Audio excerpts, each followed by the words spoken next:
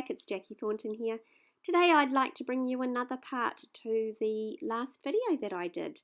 I wanted to show you a little bit more colouring, so this was what my choice was, because I really wanted to use this gorgeous wooden paper stack, all the different wood finishes. And this particular paper stack has been brought back again into the new catalogue starting 1st of June.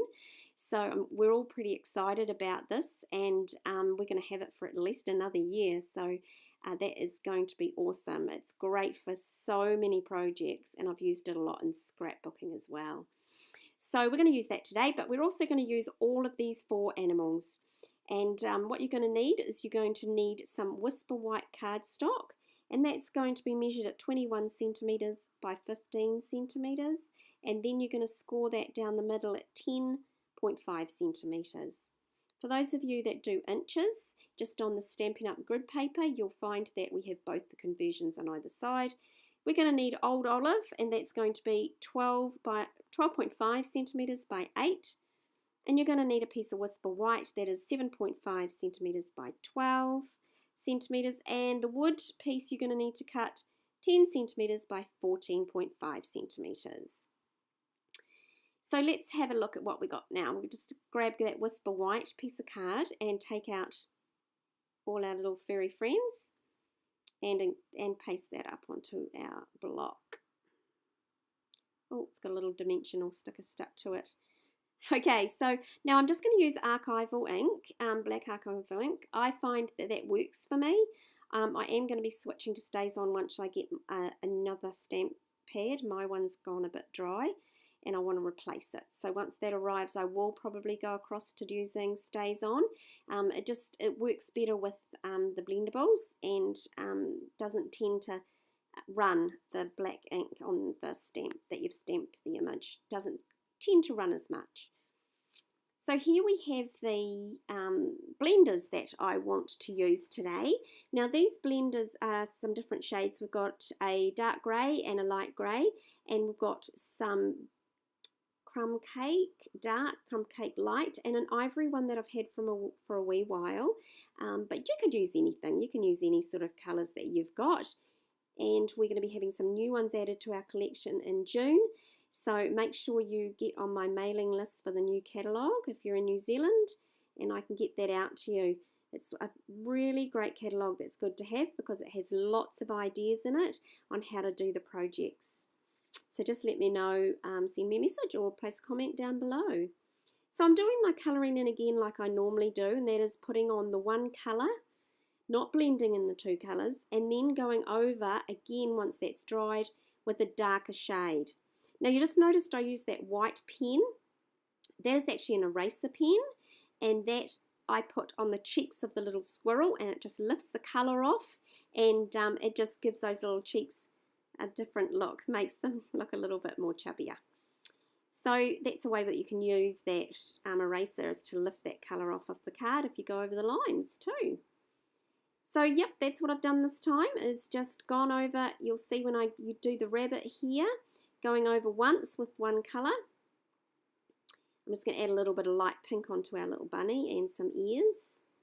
Go back, add in some light grey, and then of course put those dark shades in again once that colour's just dried a little bit. With it being alcohol, it dries quite quickly. Now I need these little people, or little furry friends. I need them sitting on top of something just to make it look a little bit more lifelike. So I'm just popping in some green to give that earthy, grassy look. All you have to do is just make it look sort of like a little bit of a puddle, and it grounds those images into the cardstock. Just gives them some base to sit on. I think that it finishes it off quite well actually. Old Olive is this colour, so when I put the Old Olive card in behind, you'll see it just go pow. It looks pretty awesome, if I must say myself, of course. I'm always good at giving myself some compliments. It's better to do that, isn't it, than wait for others? Okay, so here we go. We're finished. I'm going to bring in this new punch that's going to be released 1st of June. And I have used it so much in my videos lately, so you guys are probably going to get used to it, are already used to it. So I've rounded those corners. Now I'm going to use the gorgeous little flower into the corners. Now, doesn't that look amazing? I just love that. Sorry about all the shadows on this video. I did it a little bit later in the afternoon and the sun had gone down. So we've cut out that piece of paper, and I previously have done that, and I have adhered that to the Whisper White card already. So I chose this one. Any wooden background looks good with this, and it brings the animals and it looks like they're in the woods, and it all just ties together. When making cards, that's the best thing to do. When you want to look for a stamped image and a DSB image, a designer series paper, you really want to see if the two match each other and if they marry together, and then it will work.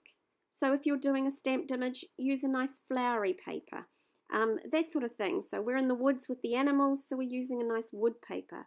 So it's quite simple if you just stick to that base theory. So we're just going to pop this now on top of that old olive. And look what happens. It makes it pop. Pop. I've got a funny voice today. Okay, so let's just pop that up on dimensionals. I just got the little ones at the moment because I think I'm really low on my big ones. So let's get this one done. Those backs come off quite easy. So let's place it just in the center of the card and just lift it up. Just lift it off to give it a little bit dimension off the card. Yes, that video is showing lots of shadows, isn't it? Sorry about that, guys. Okay, so here we go. I've previously done some. I've actually done some for a lady who asked me to do some of these for her, and that's what initiated me to carry on with showing you how to do it.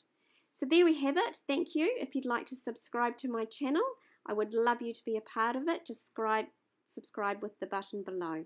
Thanks for joining me, and we'll see you next time. Bye for now.